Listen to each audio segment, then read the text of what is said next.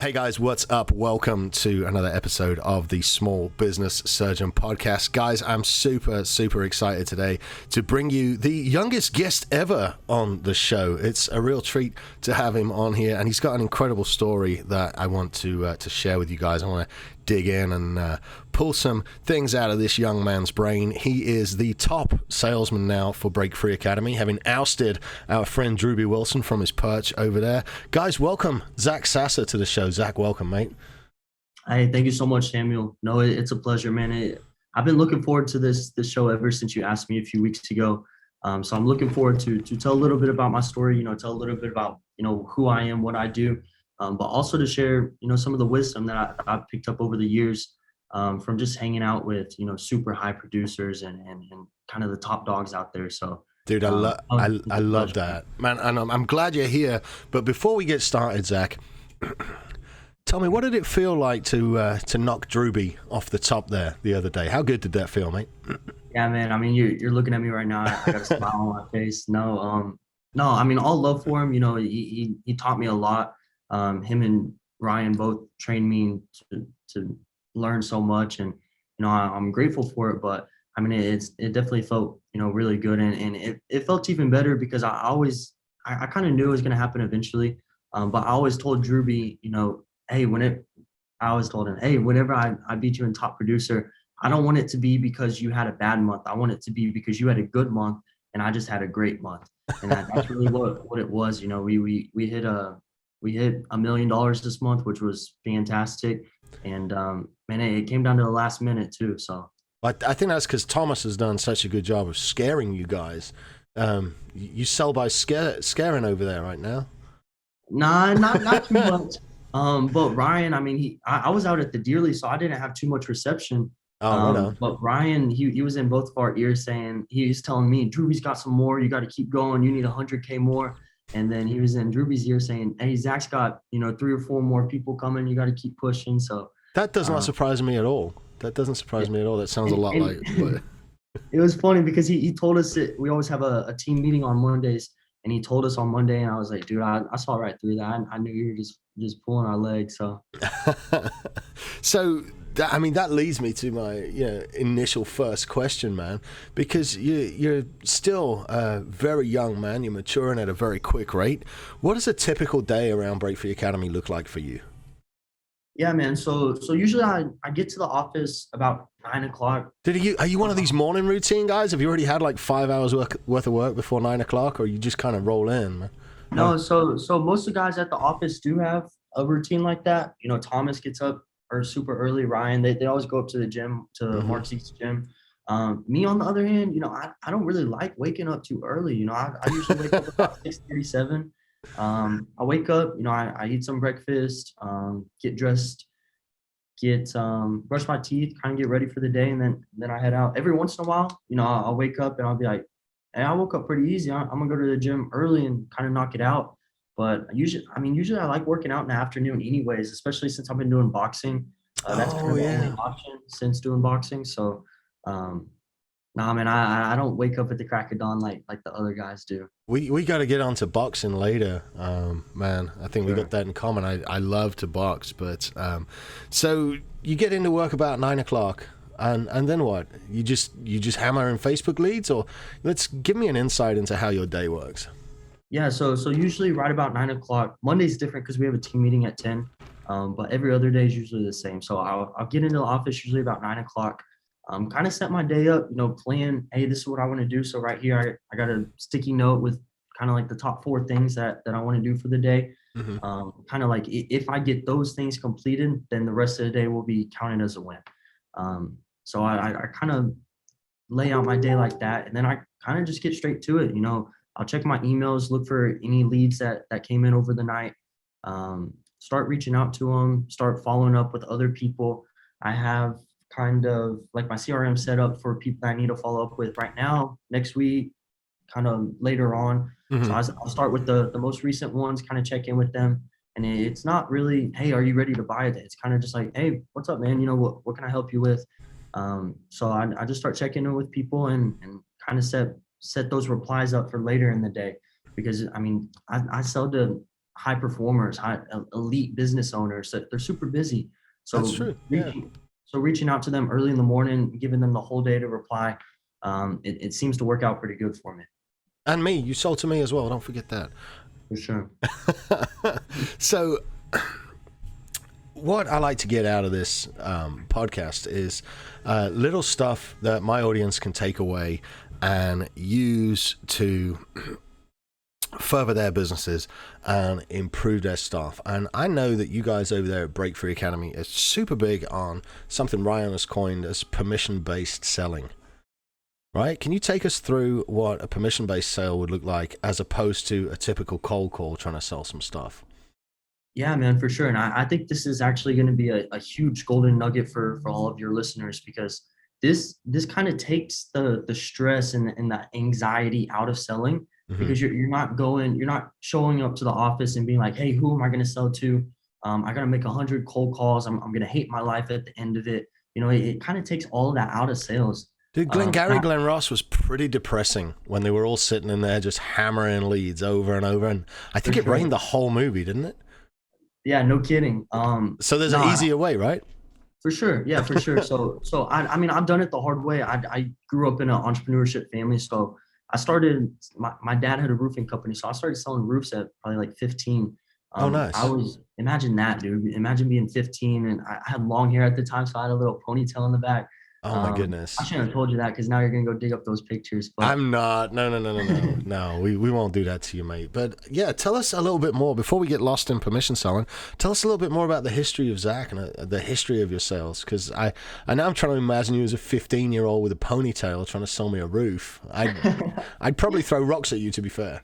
Yeah, man. I mean, it probably wasn't too far off. I heard some pretty choice words, but especially that was back whenever, I looked at sales as just kind of making money and just kind of doing that. So it was a little bit awkward, but yeah, so I started off in selling roofs whenever I was about 15. It was a family business. I knew I wanted to own my own businesses one day, start doing sales. I kind of saw that as the progression. So I just, a storm hit in 2017. And that was what was that? I was 17, probably my junior year in high school.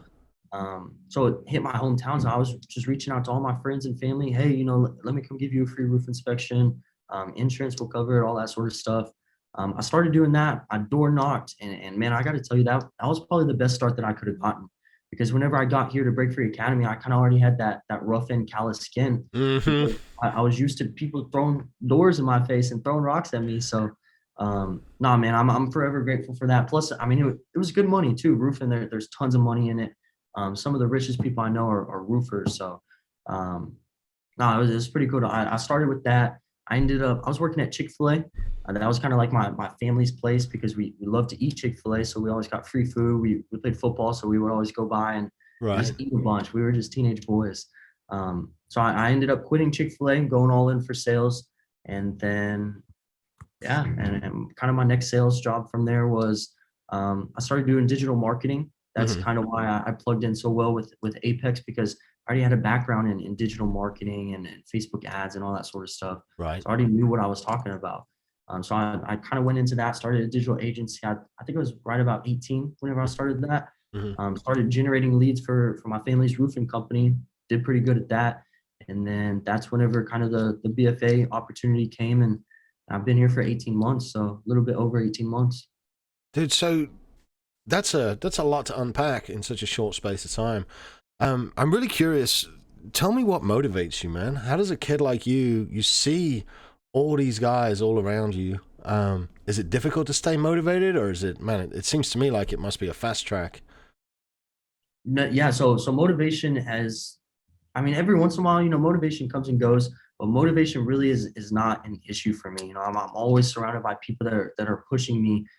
People like Jose or Ryan that pour into me and show me bigger picture stuff. So, I mean, motivation's no issue to me at all. But every once in a while, maybe like in the gym or something like that, I just won't feel like going to box and get my face beat in for a day. But that's kind of where that discipline comes in, and just kind of doing the work despite. That's one of our core values here at Break Free Academy. So just going and just saying, hey, I know I need to do this, so I'm just gonna go do it. So no, I got you. I got you. So it's taken you less than 18 months to go from, what were you? Were you like a Phonesites consultant? Is that how you got started? Yeah, that's actually where I met you. So you started using Phonesites, and I was like your concierge. So I was helping you use Phonesites, showing you how to build it, and yeah, I was just walking people. It's a super simple software, but sometimes people get complex or overwhelmed. So I just walked them through building their first funnel, and these are all BFA Apex ideal clients. So Hmm. I would just start bringing up Apex, and if they showed interest, I would talk to them a little bit, but I couldn't really sell it. And you were actually one of those first people that you were like, yeah, I'm interested in Apex. Tell me about it. So I told you about it, but I couldn't sell it. So I sent you over to Drewby. I set you up, Hmm. and I kind of set him up on a pedestal too. I'm like, hey, he's a really busy guy, but let me see if I can't squeeze you into his schedule. I mean, all the time I would just go into Drewby's room and be like, hey, someone wants to talk with you. He's like, all right, set him up for this time or something like that. Hmm. So I'd set him up on a pedestal, and I mean, 90% of them closed anyway. So you were actually one of the first people that kind of went through that process. So Yeah, that was the point, though. I mean, I was wanting to be in Apex before I bought Phonesites. I don't think I was a particularly difficult customer to close, and I don't think I will be on any of the future products either. I mean, I see the value in what BFA has. But you went from the Phonesites intern to top producer in 18 months, man. What was the secret there? How did you achieve that? secret sauce. This is something that a lot of people are always asking. What's a key point to getting there? I kind of have a different point of view on it. So I don't really think there was one thing that got me from Phone Sites intern to here. Hmm. If I had to choose one, I would say maybe hard work. But even then, I mean, there was so many things. I think success is just stacking a whole lot of good habits on top of each other and being patient and working your butt off. So I think it was just a whole bunch of good habits, a whole bunch of curiosity, ambition, working hard, work ethic, all of that stacked on top of each other, and really just knowing kind of where I wanted to be 18 months from now whenever I started at Phone Sites. It would have been easy for me to start at Phone Sites and still be building those funnels, which Yeah, I mean, yeah. I didn't really enjoy. I mean, it was cool None of being us, around none of us everybody, enjoy but building funnels, man. That's why we had the Phonesites concierge build them out for us. for Like, it's sure, just, I enjoy when funnels run, but like setting them up and building them, it's a pain in the butt. No wonder you wanted out of there. for Um, sure. dude, I got to skip ahead though, real quick, because 18 months to top producer. Like, what's on the target for the next 18 months? Where do you go from here, dude? That's a good question. Um, that's actually a really good question, and it's definitely something that I need to sit down and kind of lay that out. Um, 18 months from now, obviously, I don't want it to be my first month being top producer. I want it to be my 18th consecutive month. Mm-hmm. I want to have other businesses on the side of Break Free Academy kind of running themselves. Yeah, yeah. I want to build relationships and start investing into different things so that, really 18 months from now, financially, I'm in a totally different space. But I mean, as the finances go, I mean, whenever you're making 100K versus when you're making a million, there's a bunch of changes with who you are in order to make that type of money. So Oh, no doubt. uh, Yeah. growing mentally, growing physically too. That's kind of The, why I'm boxing and lifting. So yeah, it's making just the money's easy, dude. Keeping it's the skill set. Keeping it's the real skill, and for we sure. we we all still got to learn to do that a little better, no doubt. So you must see a lot of businesses, a lot of business owners. You must get a pretty interesting insight. Obviously, the majority of it confidential, but you must get a pretty interesting insight into the inner workings of companies from where you sit. How have you taken those lessons and used them to your advantage? Because I know that you've now got a couple of different things going on that have to do with Google and rankings and tree trimming of all things. So tell us a little bit about how you've managed to take the things you've learned and put them to your advantage, man. Yeah, great question. I honestly think being at Break Free Academy and being surrounded by all the business owners, high performers that I'm surrounded by, picking up from them and using this as honestly like the biggest opportunity a person my age could have. Mm-hmm. I genuinely believe it's fast tracked me, cut my time for success in maybe not half, but I mean, it's fast tracked me by 10 years. Oh, easily. Yeah. I mean, I know 30-year-olds, I know 40-year-olds that aren't doing the type of stuff that I'm doing it in the most humble way possible. But that's just testament to being surrounded by, I mean, being in the same room as the type of people that I'm surrounded by, and learning, learning how to build a business. The tree trimming, I mean, that's a perfect example. Yeah. Talk us through that for a minute. Tell us how that came about. Yeah, so the tree trimming, basically what I did before Breakthrough Academy was I made websites, and I would label them, tree trimming company in San Diego or Dallas, just generic terms like that, just a city and a job. I would do roofing companies in Dallas, all sorts of stuff. And I would make them show up first on Google. It's called SEO, search engine optimization. And I got really good at that. And so I have these websites. I have probably 6 right now that are showing up number 1 in all these different niches and cities and stuff like that. Some of them are roofing, and I just send them to my dad and my brother, and they close them. He just closed one the other day. So I mean, it's kind of mailbox money at this point. I think I'm getting a check for $1,400 for doing nothing, for just sending a referral to my brother. But the tree trimming, kind of what that was I sent it to somebody else, and I had another tree trimming business, and I was like, I mean, people pay for leads all the time. So I just went to Thumbtack. I found somebody that was already paying for leads, and I was like, hey, you want my leads too? Yeah. And they're like, yeah, for sure. Can we do like a commission split? And I was like, glad you asked, because my leads are going to be way better than Thumbtack. So I want to get paid more than just $30 per lead, because Thumbtack's sending it to 5 different pros. I'm sending it just to you. I know you're going to close it. And you better close it. So I started sending them to other tree trimming businesses, and dude, these tree trimmers, they don't know how to run businesses. They're so messy. They don't understand systems and processes, and they're so and I mean, it's not their fault. It's just what they're used to. They're so focused on trimming a tree and the difference between an oak tree and an elm tree and all this sort of stuff. They're just not the best with businesses. So, I mean, my leads would get ignored and not reached out to right immediately. And you know how important that is. When somebody's searching for tree trimming in Dallas, I mean, you got to reach out quick. Yeah, they're not doing it for a hobby, man. They need a tree trimmed. For sure. Yeah. So that's kind of whenever I saw that opportunity, I was like, there's no reason that I can't kind of arbitrage those leads and start a tree trimming business myself, hire a crew to go do it. In the beginning, I started estimating. So kind of what that process looks like is people call me or they fill out a form. And in the beginning, I did it myself. I would just reach out. Hey, can you send me some pictures? Because I didn't want to go out there. Right. They would send me some pictures. I would send it to my crew. I'd be like, hey, how much for this? And they'd be like, $1,500. I'd text back the customer. I'd be like, hey, we can do that for $2,000. When were you wanting it done? And I just kind of assumed the sale. It's a lot of sales and systems and stuff like that I picked up on that has allowed me to be successful in this.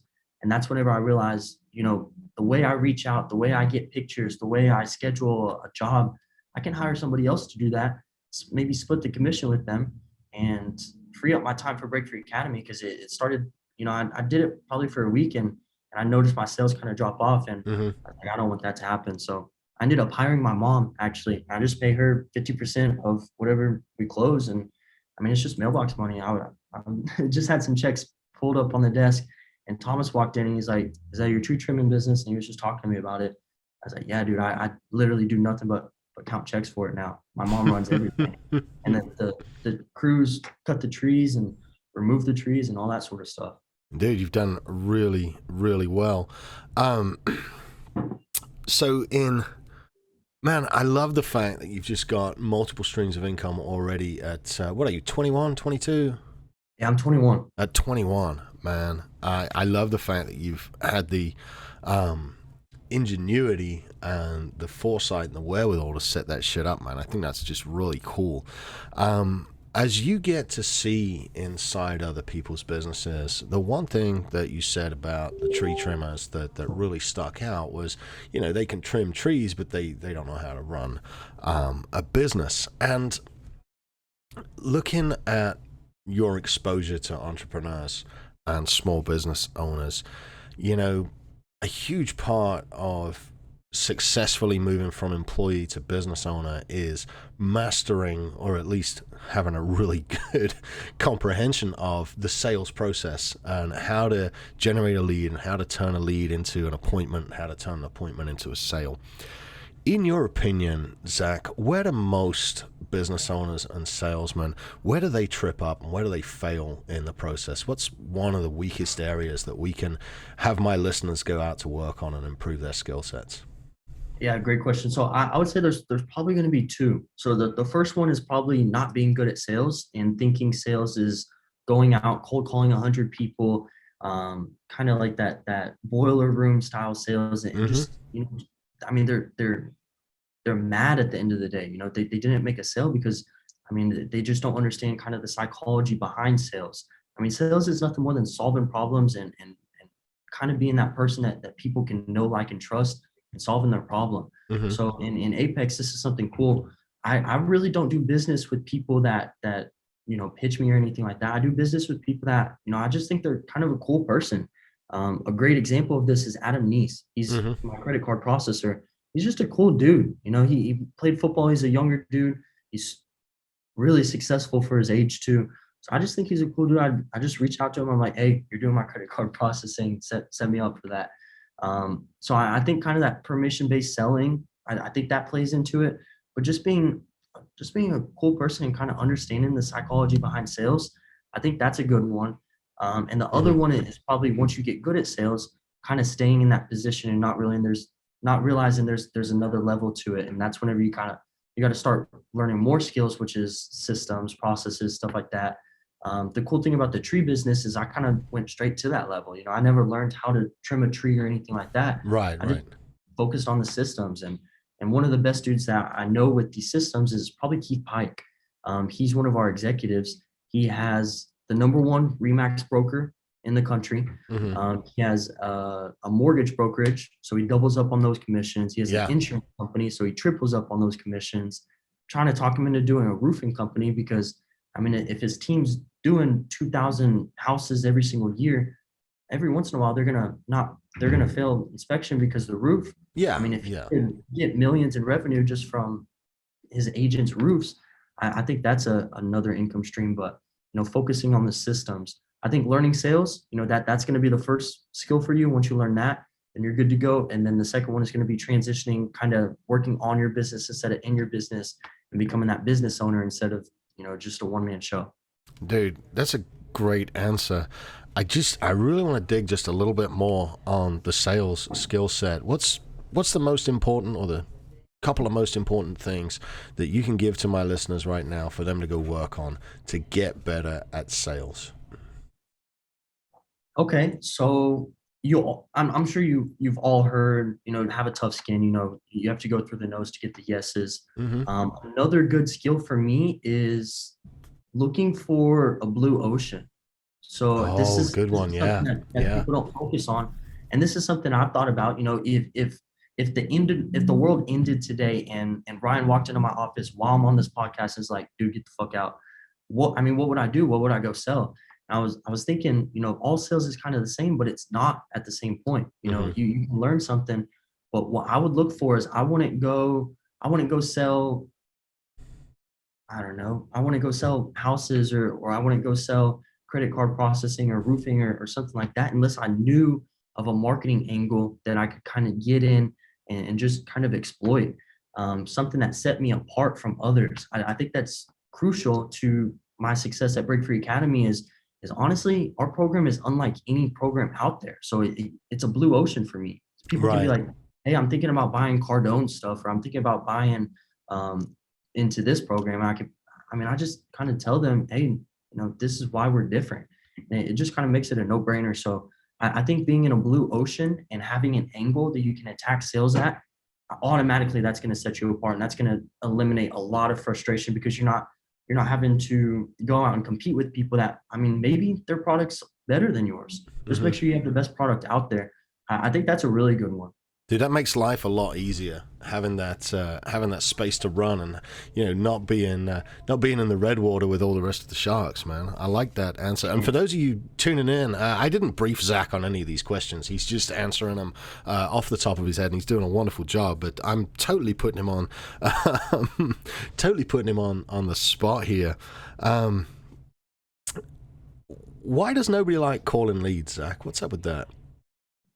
I don't know, man. I never understood that one. Maybe in the beginning, whenever I was selling roofs at 15, I didn't like knocking doors, but I think I just realized this is what I need to do in order to get good. If I keep doing it, if I don't quit, then eventually I'll get good.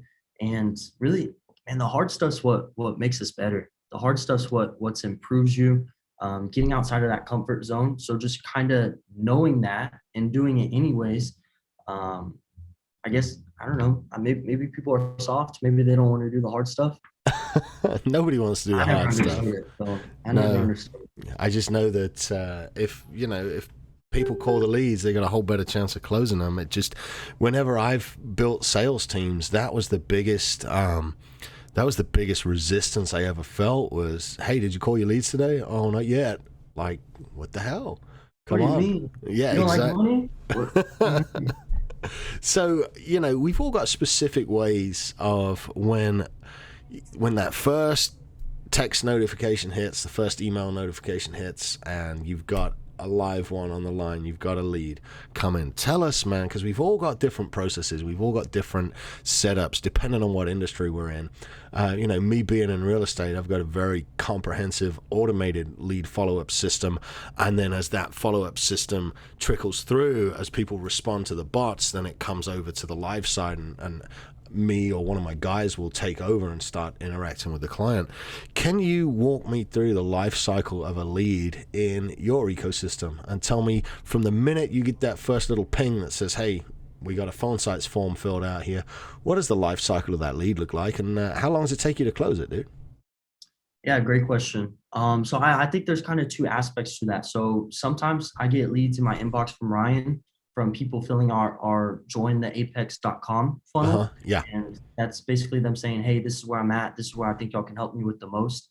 So with those, what I do is once I get that, I immediately reach out and I'm like, hey, what made you decide to reach out to us? And this is something that we teach in the Build Your Machine program in Apex. This is like the go-to, it cuts through all the bullshit. It just, hey, what made you decide to reach out to us? Why are we here? What are we doing? Exactly. Yeah. And this is a template. I go to my phone, I search, I say BFA1, and it automatically templates it out. So I just have to change the name, and it's like, hey, Samuel, Ryan shot me your Apex application. What made you decide to reach out to us? After that, they'll reply whatever they say. And usually it's another template, okay, cool. I'll entertain what they said a little bit, and then I'll go straight into, what do you think we can help you with the most? Because at this point, these people already know what Apex is most of the time, or else they wouldn't be on the jointheapex.com funnel. Yeah. So they're like, hey, I just want to be surrounded by high producers, or I just want to up my sales game, something like that. Dude, is there a most common problem, or this is just for my own pure edification? Sorry to interrupt the answer to the question. Is there a more common problem that you run across for people coming into the group, or is everybody kind of unique? No, so really, and this goes into our Motivational Monday call that Ryan released last week. I mean, nothing's unique, really. So these people are, they all think, hey, I'm kind of in a unique situation, but here's where I'm at. I'll tell you, almost every single one of them are in the same situation. Yeah. And they're just like, maybe I outgrew my circle and I want to be surrounded by other winners. Maybe I just want to get some sales and marketing, and I know y'all kill it. I'm tired of struggling. I would say those are probably the two main ones. Right on.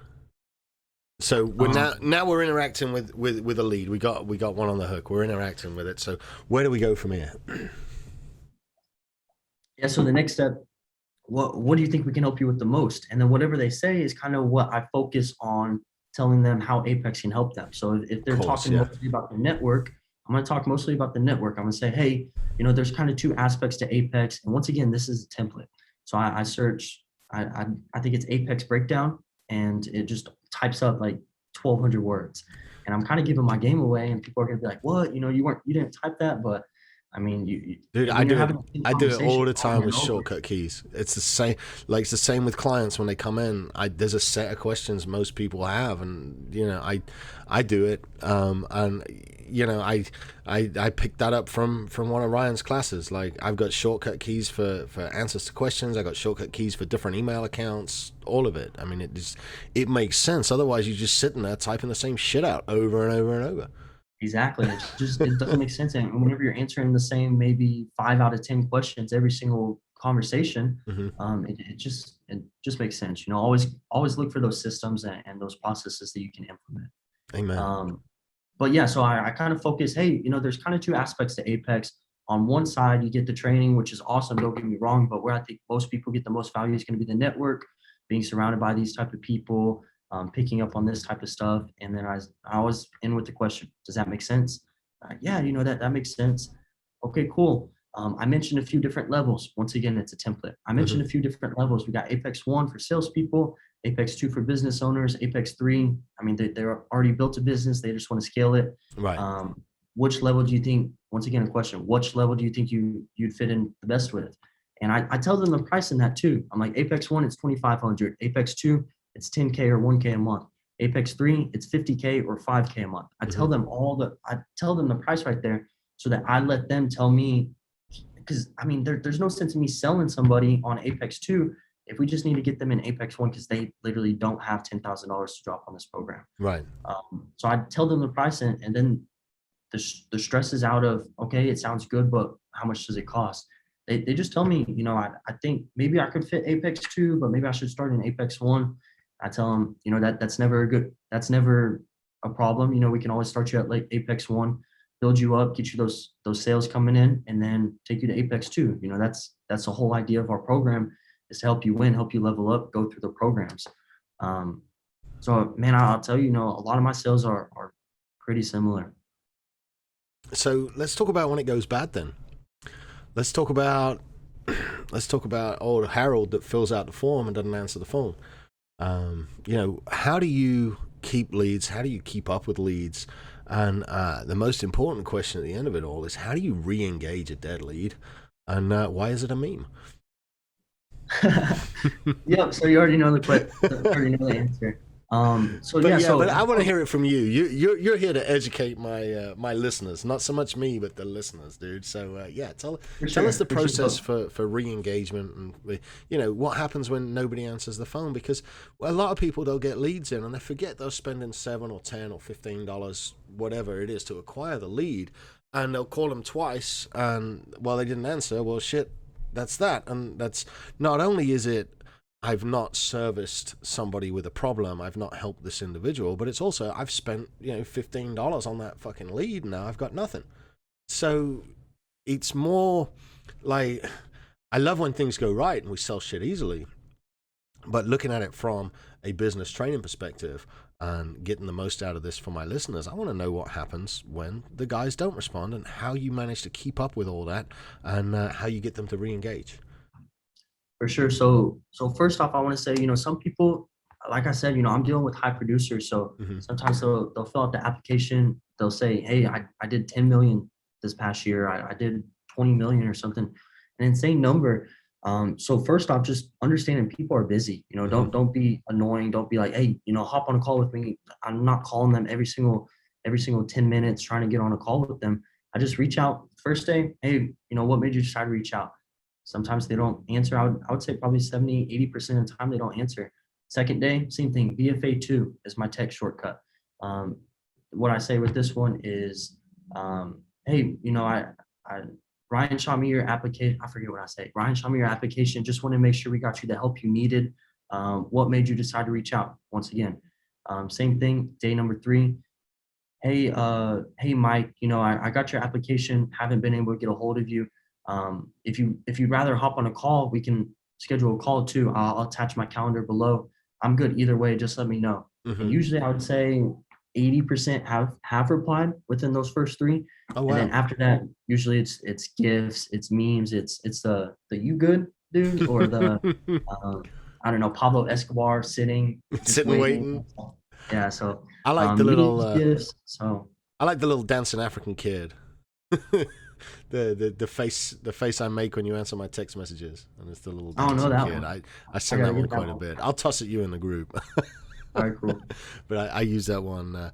I use that one quite a bit. So the life cycle of this lead, then, have you closed anyone on month 17 that you picked up on month one, or does your general life cycle run shorter than that? All the time. I actually have one closing this Friday. I hope because he's been pushing it off forever. But he's like, dude, I'm finally in the position that I want to. He was one of my first Phonesites clients, and he just, I mean, just building those relationships. Um, I I look at it less as a sale and a lead, and more as building that relationship, so that even if you don't buy Apex one day, Mm-hmm. I'm still gonna have that relationship with you. We're still friends on Facebook. I love using social media to connect with my prospects because one, it lets them know, hey, I'm a real person. And Mm-hmm. I mean, I buy from people I know I can trust, so other people do too. So them seeing, hey, I saw you got top producer. I think I want to give you my money this month for August. I mean, people do that. I had somebody do that yesterday. Um, so yeah, building those relationships. 17 months. Yeah, I think I'm gonna have probably a 17-month close this Friday. Dude, well So done. it happens all the time. So staying in contact with those people for sure. Well done, man. And let's touch on social media for a minute because I've gone through the building your machine, and my social media looks much, much different than it did 18 months ago when you and I first started talking. But how important are referrals and the entire know, like, and trust setup of social media? Referrals are great. I love referrals. I had one of our Apex executives send me $102,000 in revenue from three executive clients. Zebo, actually, he's an NBA All-Star. He's one of our clients. Oh, damn. Okay. Zach Randolph. So he was a referral from one of our executives, and man, I'm so appreciative whenever that happens. So he sent me $102,000 in revenue. So I sent him the most expensive bottle of wine because I know he loves wine.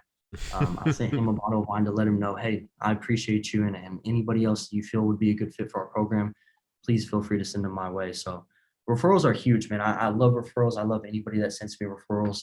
I always have our members, and that's the good thing about doing what you say you're going to do is underselling and over delivering, because people are happy and they're happy to tell their friends about you, and because they want their lives to be changed just like it's changed all of our other clients' lives. Amen. So So, referrals are awesome. what's something that somebody that's struggling to get referrals, do you have a good system for checking back in and following up and asking for those? Because I know a lot of people that listen to this may be a little bit scared to go back to former clients and say, hey, who do you know that can help me out? So is there a particular system you use, or any advice you can give the listeners on getting those referrals, which generally are much more of a slam dunk close than anything that's cold? For sure. So I have a lot of insight into this. So first off, if you are scared to ask your clients for referrals, it's probably a good indicator that you don't feel like you earn that referral. It probably is a good indicator that you didn't do what you said you were going to do. You didn't undersell and over deliver. So if you're afraid to text one of your past clients and say, hey, do you know anybody else that would use my service? It's probably because you don't feel like you deserve it. Mm-hmm. So first off, deserving it. So do what you say you're going to do and over deliver. Is that a Another thing, mindset thing or an action thing, do you think? I think both. I think all your actions start with your mindset. So knowing that you're going to go what is it, over and beyond, Over and um, above. over and above, knowing that you're going to do that and then figure out ways to do it. So like for me, I knew I wanted to show this executive appreciation that he sent me these referrals, Mm-hmm. and then my actions followed. Hey, what I reached out to one of his friends, another executive, and I'm like, what is he like? He loves wine. Okay, cool. I'm gonna reach out to another executive who runs a wine club, and I asked her, hey, what would be a good wine to get for this executive? And she told me, and I bought it. I think it was like $300-400. Um, I mean, the referrals pay for it. Right. It's enough to make an impression too. Exactly. So I think it's a mindset, and then your actions follow. So first, deserve the referral. Second, don't just reach out to people when you need something. Nobody wants, and that's the thing, just be a good person. Everybody reaches out to you when they need something. but not just to check in with you. So sometimes I'll check in with people. Brittany Zell is a perfect example. I checked in with her. I was like, hey, you good? She's like, yeah, what can I help you with? I'm like, nothing. I'm just making sure you're good. You need anything? She's like, yeah, people they always hit my line when they need something. So, I mean, just check in with people, build that relationship, and genuinely care about your clients, because if you treat them well and you build that relationship well enough with them, you probably won't even need a prospect a year from now. I probably will, but I probably won't need to, because my clients they keep sending me people. Dude, I'm kind of seeing that right now. I'm in such a weird spot from that, because I know I need to prospect, and I know I should have traffic running and funnels running and leads coming in, but I'm as busy as I could ever be from referrals from the work I've been doing over the last 18 months. So now it's like it's finding this balance between keeping marketing materials going out, keeping ad campaigns running, and actually servicing the clients I've got. So it's definitely a good problem to have, but it comes from, like you said, going above and beyond with the service, and then just asking for referrals afterwards. Like, people literally, oh man, you did such a good job looking after me. You do a great job looking after my uncle too. You sneaking a picture there too. We're gonna I'm gonna put on my story. Okay. Let people know they need to check out your podcast. Well, tag it. I appreciate that, man. Zach is taking pictures over there of us as we're doing this. Obviously, his screen capture button is broken, but I won't make any more fun of him for that. All right, mate. I got a few more questions for you. I won't keep you too much longer, I promise. Man, I'm here to help. You've been great, dude. You've been a great guest. You've been very helpful. But I want to know now, where are you sitting? Where are you sitting at 31, mate? What's on your radar for the next 10 years? And why is it sitting on a beach drinking a pina colada? But no, for real, what's the next 10 years hold for you, and where are you going, buddy? Man, so 10 years, I think majority, if not all, is going to be with Ryan. I love being here. He's taught me so much, and it's fast tracked my life so much. Yeah, I don't blame you, man. That's a hell of an opportunity. You should definitely stick around there as long as you can. For sure. But I mean, I also do love being able to build businesses on the side and stuff like that. So in 10 years, man, in all honesty, I genuinely feel like I would be able to retire. But at the same time, I feel like I never want to retire. Mm-hmm. I always see people retire and honestly, they die a few years later. And they're just bored. They have nothing to do. So they have nothing to look forward to. So I just want to build a lifestyle that I could retire from. I have so much mailbox money coming in, everything's taken care of. But at the same time, I don't want to retire from it, because I'm building a new business venture, and I'm not worried about a tree service company in DFW, but I'm building something way bigger. I'm thinking bigger. Dude, it's an addiction, man. I promise you, it'll never stop. You're just gonna keep going and going. I think so too, and I'm glad that I grew up in an entrepreneurship family, because I was always good in school. So I thought I get good grades. Maybe I should be an engineer or something like that, Mm-hmm. And I'm so glad I didn't do that, because an engineer would not have cut it for me. Dude, that's some hard numbers and stuff, engineering. Like, I was always good at numbers. So I took engineering classes. I was really good at it, but I think that's whenever I started looking at life on a deeper level and thinking, mm-hmm. what do I really want to do? What's my mission in life? And I want to help people. I want to be a good person. I want to be able to live a life that I want on my own terms. And I don't think engineering would have gotten me there. So, dude, for you to find your mission at 21 is just incredible. I mean, it took me till I was 39. So well done on that. But to have the mentors that helping to guide you and actually find your fucking mission at 21, I mean, you're light years ahead of the rest of us, buddy. It took me a long time and alcoholism and almost bankruptcy to figure out what my mission was. And you've just, like I said, you shortcutted 15 years of your life being over there. Sure. Well done. I appreciate that, man. I think, my mission is something that I'm always improving on as I grow. My mission grows with me, but I do have a pretty good indicator of knowing that I'm right where I need to be, and I'm doing exactly what lines up with my mission right now. Dude, I love it. All right, what car is at the very top of your vision board? Come on, let's make it about you for a minute. What car is at the top of that vision board? So there's definitely levels to it. I don't want to skip right to a Lamborghini or Ferrari, because if I go straight to that, then anything after that's going to be a downgrade. You So just I think just get one of them little jets, the one-seater private jets. so. I think my first one's probably going to be a Corvette, probably a Z06, a C7. I love those cars. Oh man, yeah, I'm they got that right, didn't they? They got sure. that right. The last of the front engine rear wheel drive vets, man. Those I know a couple of guys with those C7 Z06s. That's a real good choice. I don't think there's a better bang for your buck at that price point. After that one, I'll probably go. I'm kind of torn between if I want to go to like a McLaren at like the $150,000 mark, Yeah. and then after that go to a Lamborghini, probably Huracan, and then at the top right now is a white 488 Ferrari. Oh, nice, nice, dude. I've actually got a red 488 on my desktop, but I'm all about that Audi wagon, man. That RS6 Avant. Have you seen those? RS6, no, but Dude, a girl that I'm talking to, she just got I think it's an A5. Now, I mhm. never really paid attention to cars, period, but ever since, I mean, she went out of town, she let me drive it for the weekend, and dude, Audis, I love them. And that was an A5. I think the Yeah. S5s are way faster than that, and RS7s on totally different levels. Those So RS7s, it's like literally just wearing a rocket on your back. It's an immense amount of fun. They're north of 600 horsepower and all-wheel drive. And dude, I've always been a yeah, massive fan of cars. And the funny thing for me, when my main company went under and I was having all that bad time, cars just took a back seat, and I didn't add a car to my vision board until about 2 weeks ago. And we're 4.5 years away from the company collapsing, and it took me took me all of that 4 years till I added a car back on my vision board. But it's there now, dude.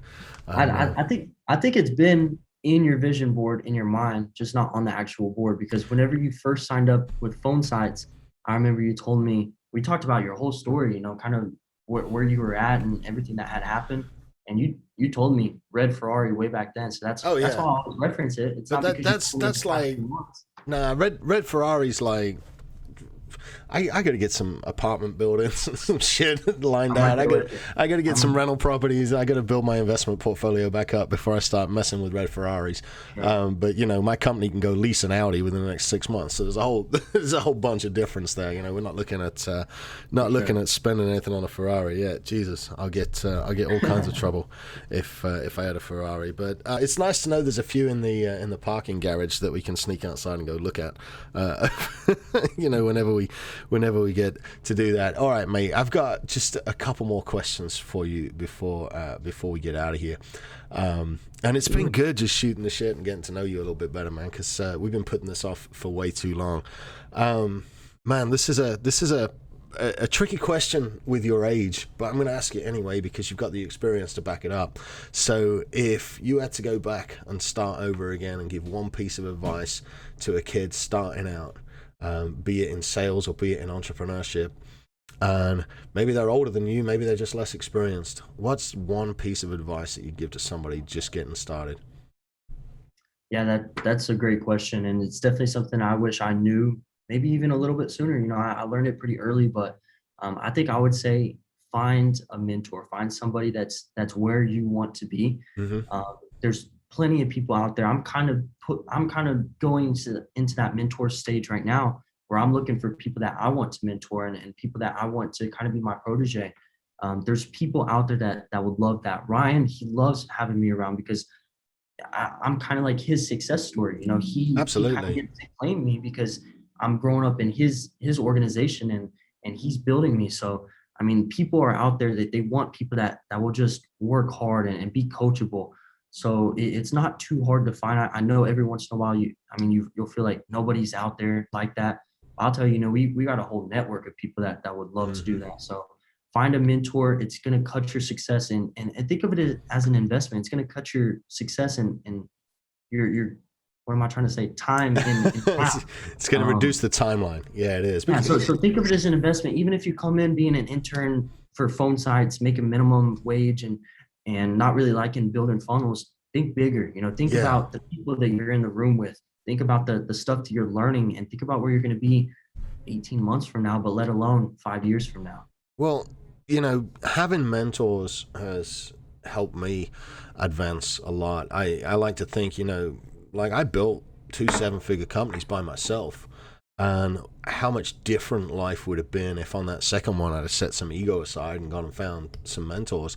But the one thing that a lot of people, they lose sight of, especially when they're reaching out for help, is, no, I'm not the most successful fella you'll ever meet, but I'm more successful than a lot of fellas.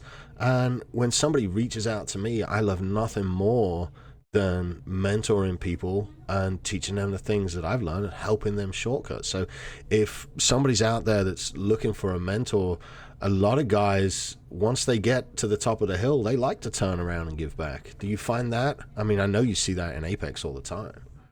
100%. I think the biggest thing with that though is don't half-ass it. So don't go looking for a mentor if you're not willing to put in the work and say FYE, forget my excuses and be able to do everything that they say.